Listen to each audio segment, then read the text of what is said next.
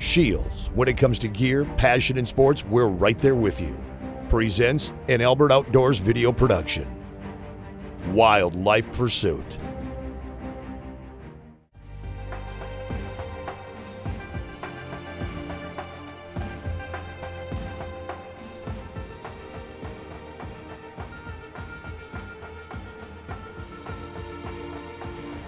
It's too dark.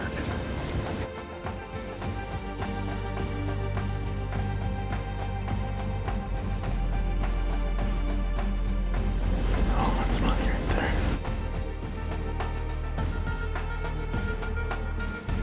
So there's $4 we're after here. I think it's feast or famine. It's money or nothing. Right here. Shutter. That, my folks. Cross-Tine Jr.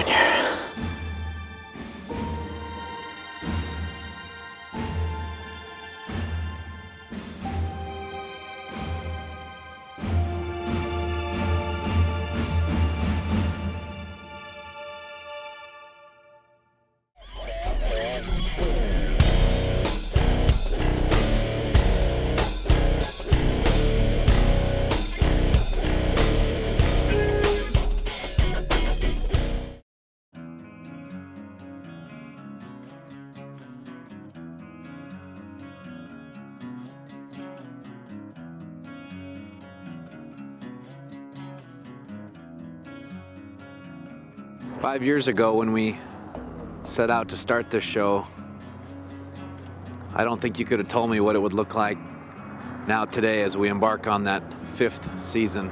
There's been so much sacrifice that's gone into this dream, friends and family, those that helped start it, get it up to where it is today, that I don't think I could have ever wrote that script.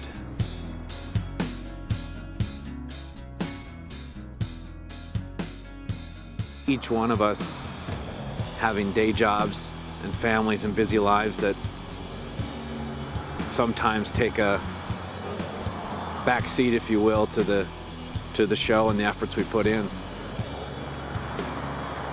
We also make considerable sacrifices in the time we spend on our land and on our properties, managing for that one perfect moment in the outdoors when everything comes together. That moment that when it is perfect, it all comes together and we get to share it with you.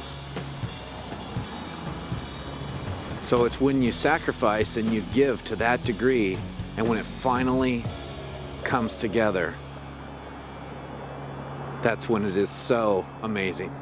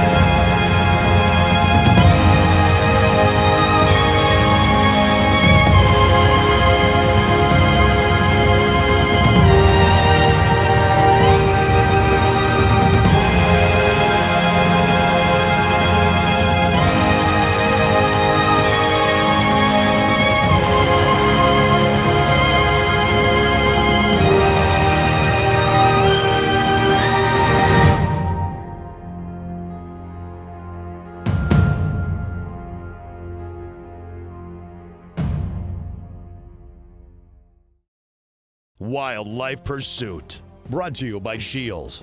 Ready for your next adventure? Welcome to Shields. The best brands, quality gear, and expert advice. Shields.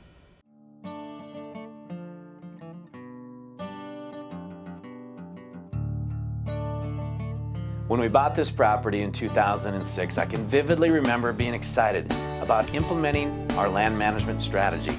First and foremost, on my mind, that meant creating those food plots. Now, they would serve two purposes. Hopefully, they would allow us to see the animals during the hunting season. but really, more importantly, provide a lot of forage during those long winter months. Now, as we've owned the property, we've also done a fair amount with our tree stand selection. We want to be in the right place at the right time, and once we learn more about deer movement, we move those stands accordingly. We also want to work on our entry and exit paths. Hopefully, we can come and go unnoticed. Now, as I think about our land management strategy, the successes we've had over the years, I'm truly excited about what's to come.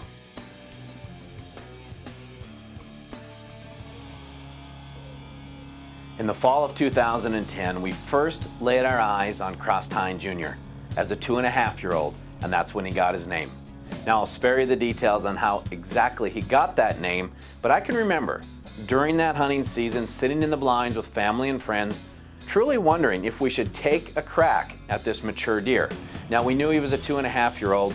We knew there was a high likelihood that he would stick around during the winter months, so we thought, let's pass. Now we're excited to see what he becomes as a 3.5.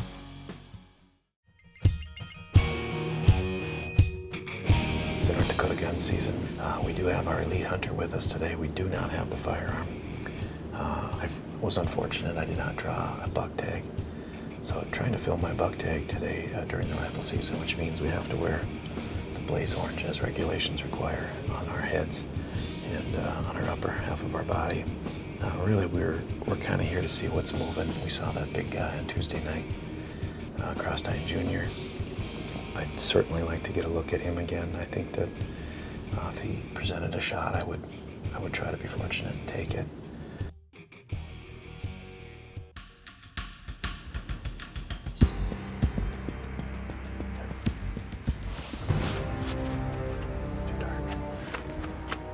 In the fall of 2011, during the North Dakota gun season, as I'm sitting in the blind with my elite bow in my hand, I was shocked to see Cross-Tine Jr., a big 3.5, step out.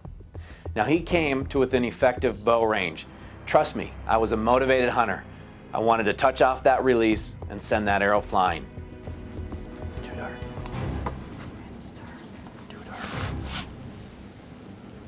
But the difference between being a hunter and a hunter that produces a national TV show is sometimes we have to make that decision to pass. Now, clearly there was enough light. There just wasn't enough camera light for us to take that deer at that moment and come home and put together a great show for you. When I think about that, it takes me back to a hunt that we filmed in Minnesota a few years prior. On this particular hunt with my muzzleloader, I shot my biggest ever buck to date, 155 inches gross scoring deer. When we filmed that hunt and took that deer home with us, we thought there was ample light. And as we got back to the studio and started putting that show together to share with you, we were shocked and amazed to realize how dark it truly was. That is the knowledge and the precedent that we have as we go into the woods. And that is the reason that sometimes, even when a big 3.5 stands within bow range, we elect to pass. It's too dark. What do you think?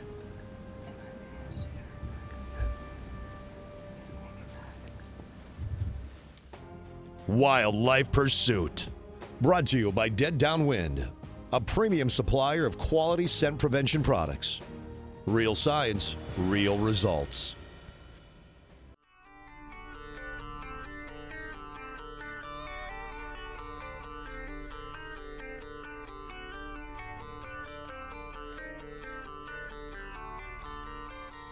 We bought this property in 2006, so this is our 6th season now.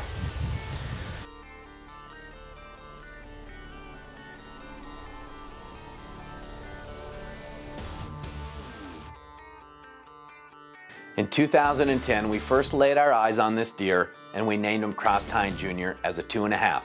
We elected to pass during that season, wondering what he would become as a 3.5. In 2011, when we pulled those Moultrie trail camera pictures, we were impressed to see what a giant he was truly becoming as a 3.5. During the bow season, we had him with an effective range, but there was not enough light. Late in the season, he was just outside of our range, but we got another good look at him.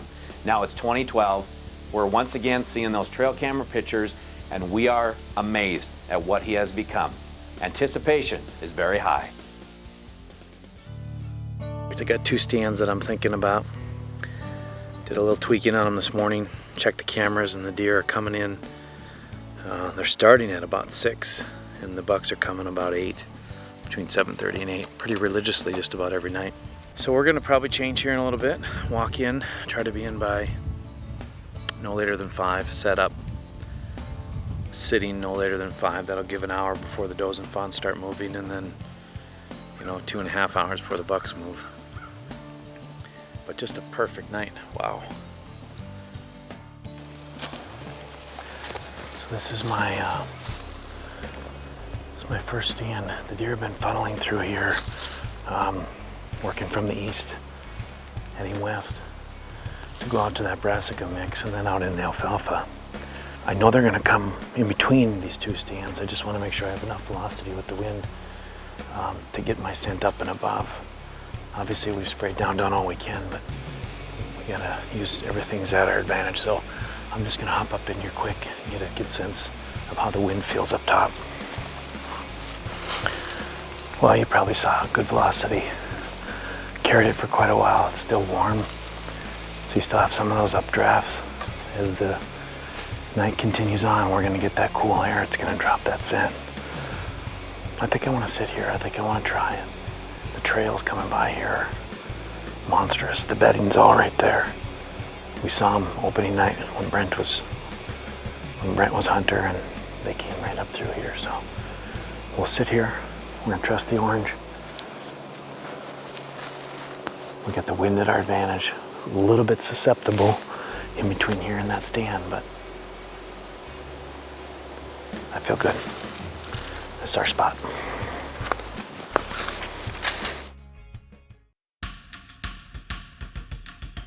Well, we've had quite the evening already.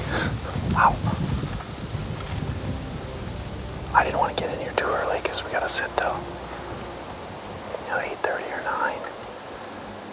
And we got set up we climbed in at 5:15. It's 5:30. We've already had 3 deer at 13 yards. This stand is, I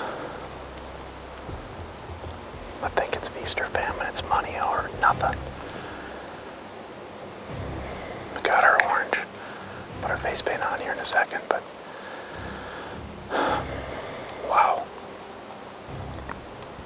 Remember, we checked the wind walking in, so my only concern is as it starts to get cooler, a couple things will happen here. That wind's gonna die down. The other problem we might have is you can just barely hear them coming. We don't have a lot of leaves that have fallen yet, so we're gonna have to just be scanning the woods nonstop.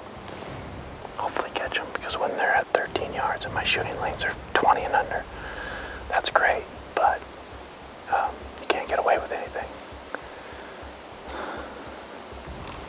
Pretty darn cool, though. Pretty darn cool.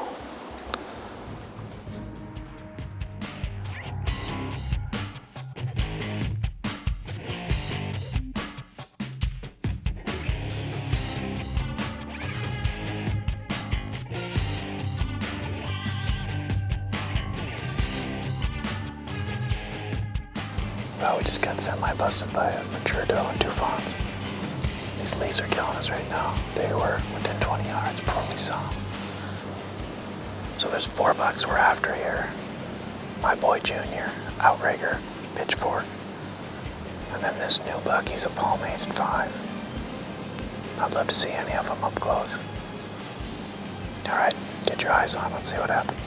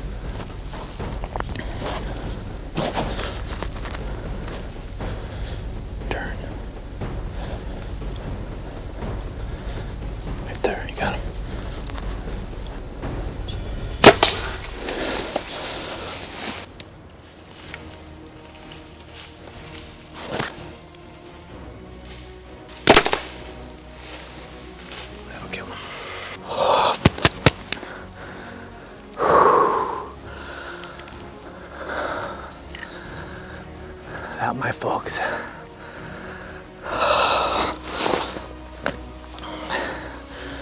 Cross-Tine Jr.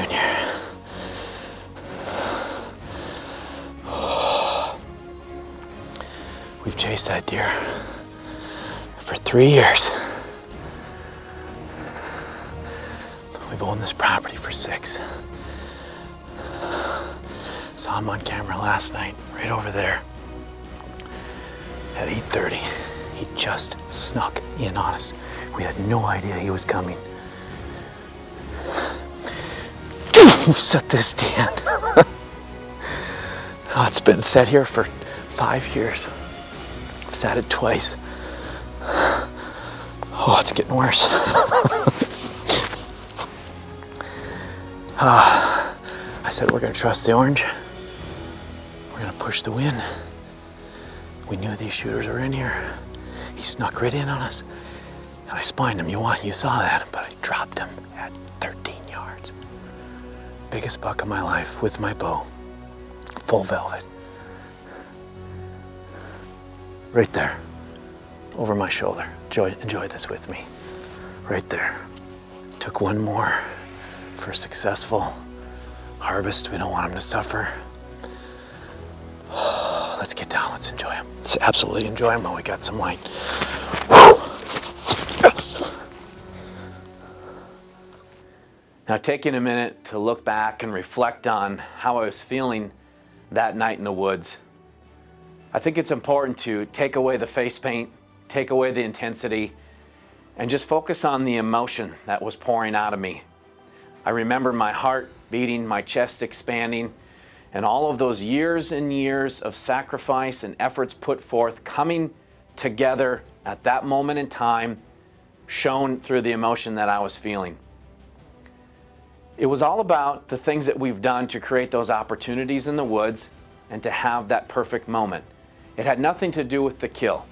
It had everything to do with all of those efforts, sacrifices, and creating that one opportunity for that perfect moment in the woods, September of 2012.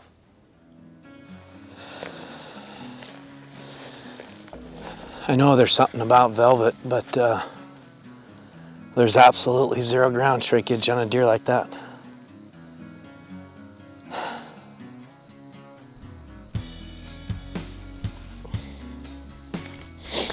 And it's such a story with this deer. That's what it's getting me a little bit choked, because we've seen him for 3 years, and we passed and we passed and we passed, and you know, we grew up together, so to speak. And to have this opportunity, first night in the stand, September 9th, haven't sat that stand more than twice ever, owned this property 6 years. This is what it's about.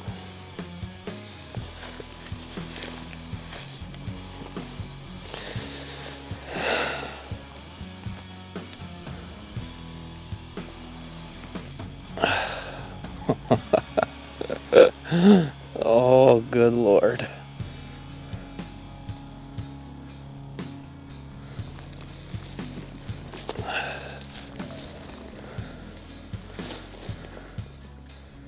Look at that.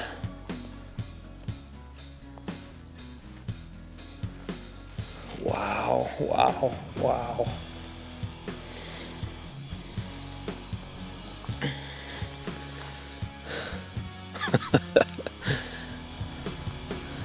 Now this, my friends, is Cross-Tine Jr. He got his name when he was just a 2.5,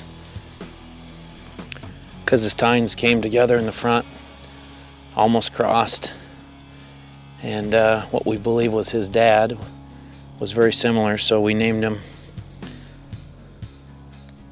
Cross-Tine Jr.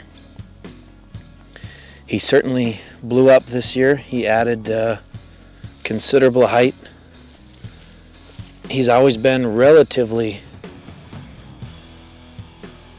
narrow. I mean, not a wide deer, but these G2s now this year and G3s, he didn't quite get that G4 on that side, so he's barely a 9 or most likely a 9, barely a 10. But there is not a thing wrong with this deer. And this is by far my biggest bow buck. And probably, without a doubt, one of the most proud moments of my life owning this farm. I don't know what you can say better than that. I mean, that's why you do that. That's why you come up and do those chores and put in that time and spend that money. I mean, these farms are not, they're not cheap. They cost money, so you have to allocate, if you will. It's all worth it. Oh, buddy.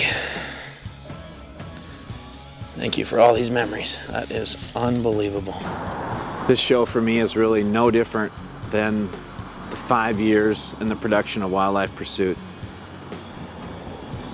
The memory created with Cross-Tine Jr., the patience, the sacrifice, and the success in the end is exactly what I need to remember day in and day out as we go through the steps of Wildlife Pursuit. This show literally took years to unfold. So Cross-Tine Jr. in many ways is exactly like the progression of Wildlife Pursuit. Wildlife Pursuit is brought to you by Dead Downwind, Elite Archery, G5, Gold Tip, Danner, Lacrosse, Clam, Onyx, and Tenzing.